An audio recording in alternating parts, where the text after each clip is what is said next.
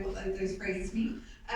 But the collection actually started, the museum started actually in rooms above the Black Swan pub, which is on Southgate Street. It's now, the pub is still there, but it is now flats as opposed to a pub. But the objects were collected by the Gloucester Scientific and Literary Association from 1838.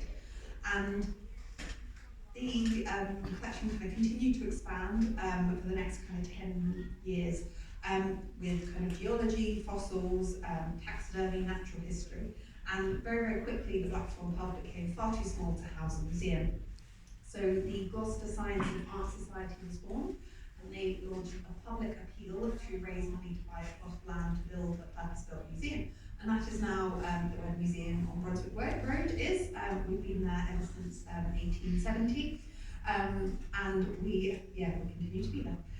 The archaeology has always been kind of a key interest in terms of our collecting history.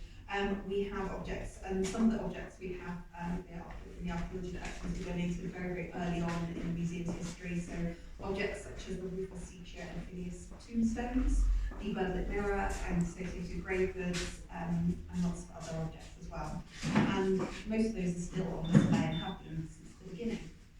But we do have over 750,000 objects, and that's from prehistory to modern day. So if you can think of it, we probably have it somewhere in our stores. And by far the largest amount of objects is from archaeological excavation. And there are always treasures that we talk about. We always talk about the Birdlit mirror, we always talk about the table set, we always talk about the Wheaton statue. And I wanted to pick 3 objects that aren't necessarily ones that you'd necessarily think of in terms of how we would talk about the history of the city. And I've gone very low tech, hence the paper, blue tacked in front of you. But there are also, if you want to look at kind of the images closer, I've kind of dotted around a couple around the room, so you can always pick those up and have a closer look as well as we talk, and we'll point out which ones we're discussing.